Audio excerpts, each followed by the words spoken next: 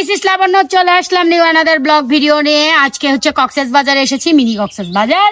কক্সেস বাজারটা অনেক নোংরা হয়ে আছে, আমার কিছু সহধর্মিনী সেটা পরিষ্কার করছে, আর আমি ঘোরার জন্য ফাইনালি ঘাস কাটতেছি। আর আজকে কি কি করব আমার আমার কক্সেস বাজারে, মিনি কক্সেস বাজারে, সেটা তোমাদের সঙ্গে শেয়ার করব। তো চলো, আমি কিন্তু পারি বলে সবই পারি, পারিব না বলে আমার কাছে কোনো কথা নেই, সেটা তোমরা সব ভিডিওতে দেখতে পারো। তো এটাও শেয়ার করছি যে আমার পছন্দের ঘোড়া, মানে ওরফে দিস ইজ বাচ্চার বাবার পছন্দের ঘোড়া। আইনো আমি এখনই বলবো না, যে কেউ একটা কিছু আমার পরে বলবো। তো যাই হোক, আমি এখন ঘাস কাটতেছি, এটা তোমাদের সঙ্গে শেয়ার করলাম। আর এরপরে কক্সবাজারে আর কি কি করি সেটা তোমাদের সঙ্গে শেয়ার করব। তো সাথেই থাকো। আর তার আগে বলে নেই, কে কোথা থেকে আমার ভিডিওটি দেখছো সবার আগে লাইক কমেন্ট শেয়ার করে কিন্তু অবশ্যই জানাবেন।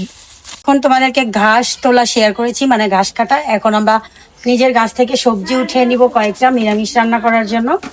আমি বেশি নিব না, কম পরিমাণে নিব, কারণ আমরা আসলে রোজা থেকে আমাদের কমই লাগে, ঠিক আছে?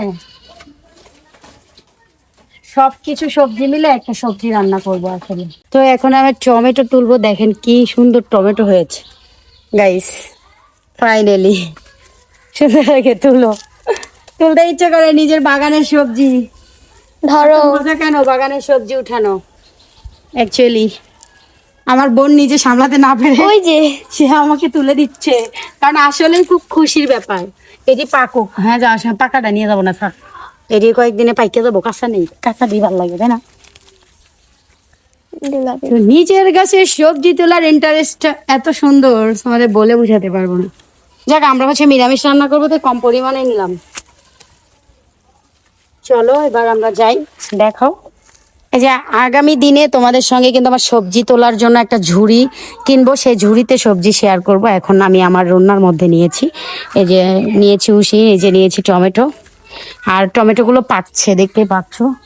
এখন আমরা নিজের হাতে লাগানো ডাঙ্গা তুলবো, মানে ডাটা যেটাকে বলে। আর খুব দ্রুত এগুলোতে মাটি কাটা হবে, তোমরা দেখতে পারবে, সেটাও তোমাদের সঙ্গে শেয়ার করবো। আর আমার বাড়িটা কিন্তু আরো সুন্দর করবো ইনশাল্লাহ। তো চলো, আমরা ছোট ছোট গুলোই নেই, নাকি বড়গুলো থাক? সাইডের গুলোই করে দাও, তাহলে তোমার সুন্দর ওগুলোটা। এই যে এই ছোটগুলো উঠে, তো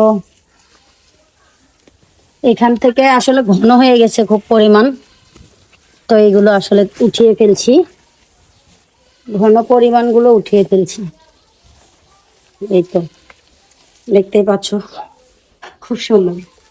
এগুলো কিন্তু আমার নিরামিষ রান্না করব, সেটাতে দিব আর কি। এই যে আমার করল্লা গাছ হয়ে গেছে, দেখতেই পাচ্ছ, করল্লা উঠে যাচ্ছে, তো চলবে তাই না? কিন্তু অনেকটাই ফাঁকা হয়ে গেল, সেই ক্ষেত্রে আমার গাছগুলোও সুন্দর হবে, অনেকটা বোঝা বোঝা ছিল। তো ভালো থেকো, সুস্থ থেকো, আল্লাহ হাফেজ। আজকের ভিডিও পর্যন্তই।